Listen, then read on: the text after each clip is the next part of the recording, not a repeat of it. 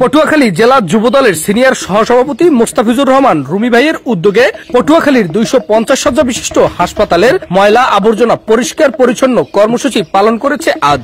বিএনপির জেলা যুবদলের সদ্যবিদায়ী সিনিয়র ভাইস প্রেসিডেন্ট, সাবেক ভারপ্রাপ্ত পৌর মেয়র এবং সাবেক তুখোর ছাত্রনেতা জনাব মোস্তাফিজুর রহমান রুমি ভাই আজকের এই সদর থানা যুবদল নেতৃবৃন্দ নিয়ে উদ্যোগ নিয়েছে। এটা শুধু আজকে নতুনই না, উনি যেখানে দেয় মানুষের কষ্ট, মানুষের দুঃখ, মানুষ সেখানে আমাদের টিম আছে এবং আমাদেরকে নির্দেশ আছে যে আমরা যেন সবাই যুবদলের পক্ষ থেকে এই হাসপাতালের, আপনারা দেখেছেন রুমি ভাই গত রমজান মাসে আমাদেরকে নিয়ে এখানে টানা এক মাস রুগী এবং ভিজিটর যারা ছিল তাদের মাঝে ইফতার এবং সাহরি বিতরণ করেছে। এবং এইটার আমি মনে করি এইটা মডেল হিসেবে কেন্দ্রীয় যুবদল একটা উদ্যোগ নিয়েছে সারা বাংলাদেশে। আমি মনে করি বাংলাদেশে এই মডেলের দাবিদার আমাদের পটুয়াখালীর যুবদলই, কারণ সারা বাংলাদেশে তারা বলেছে যেখানে অসহায় আর্তনাদ এবং নিপীড়িত নির্যাতিত মানুষ আছে, আমরা এই উদ্যোগে হাসপাতালে এসেছি এবং এটা কেন্দ্রীয় যুবদল আজকে দ্বিতীয় প্রোগ্রাম যুবদলের 47তম প্রতিষ্ঠা বার্ষিক উপলক্ষে আজকের আমরা এই মানবতার ফেরিওয়ালা খ্যাত রুমি ভাইয়ের নেতৃত্বে সদর থানা যুবদল এই দায়িত্বে এসেছে এবং আমরা ভবিষ্যতে এরকম কাজ চালিয়ে যাবো ইনশাল্লাহ।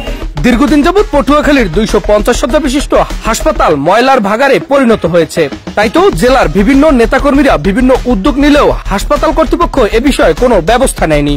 তবে পটুয়াখালী জেলা যুবদলের সাবেক সিনিয়র সহসভাপতি মোহাম্মদ মুস্তাফিজুর রহমান রুমি ভাইয়ের নেতৃত্বে 28 অক্টোবর 2025 তারিখ সদর হাসপাতালের বিভিন্ন ওয়ার্ডের বাথরুম থেকে শুরু করে সকল ময়লা আবর্জনা পরিষ্কার করে যুবদলের এই নেতা ও তার সহকর্মীরা। এই উদ্যোগে খুশি পটুয়াখালী সদর হাসপাতালে চিকিৎসা সেবা নিতে আসা হাসপাতালের রোগী ও তার স্বজনরা। এই জায়গায় যেখানে আসছি সেখানে পরিবেশটা বেশি খারাপ ছিল, গন্ধ বাসা ছিল, এখন একটু ভালো হয়েছে। আমাকে যারা রুগী খায় হ্যাগুলাগো যারা হ্যাগো অসুস্থ হয় এখন একটু পরিবেশটা ভালো লাগে, এখন সবাইরই ভালো লাগে।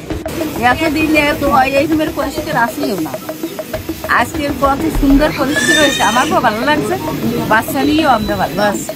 রাখার জন্য অতিরিক্ত ওই পরিমাণ আমাদের পরিচ্ছন্নতা কর্মী নেই, তাই আমরা যত্র ময়লা আবর্জনা ফেলবো না।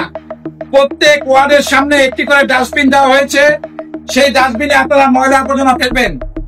দয়া করে হাসপাতালে কেউ ডাব দিয়ে ঢোকার চেষ্টা করবেন না, হাসপাতালে কেউ পানের পিক ফেলবেন না, পান খাবেন না, রোগীদের সাথে অতিরিক্ত ভিজিটার অবস্থান করবেন না। এই হাসপাতাল আমাদের পটুয়াখালীবাসীর হাসপাতাল, এটা রক্ষণাবেক্ষণ করার দায়িত্ব আমাদের সকলে। আমরা জনাব তারেক রহমানের নির্দেশে, আমাদের যুবদলের সভাপতি জনাব মোনায়েম মুন্না, সাধারণ সম্পাদক জনাব নুরুল ইসলামের নয়নের নির্দেশে আমরা হাসপাতাল পরিষ্কার পরিচ্ছন্নতা করতে এসেছি। আমরা হাসপাতালের ডাক্তার মহোদয়গণ, হাসপাতালের কর্মকর্তা কর্মচারীদের সার্বিক সহযোগিতা করব, আপনারা আমাদের সহযোগিতা করবেন, আপনারা আমাদের পাশে থাকবেন। জানা গেছে দীর্ঘদিন যাবৎ পটুয়াখালী শহরের বিভিন্ন মানবিক কাজে সবসময় সাধারণ মানুষের পাশে যুবদলের এই নেতা নিঃস্বার্থভাবে এগিয়ে আসে। তাই তো মানবিক একজন নেতা পেয়ে খুশি পটুয়াখালীবাসী। মোহাম্মদ আবু রায়হান, ডেস্ক রিপোর্ট, দৈনিক সংবাদ পটুয়াখালী।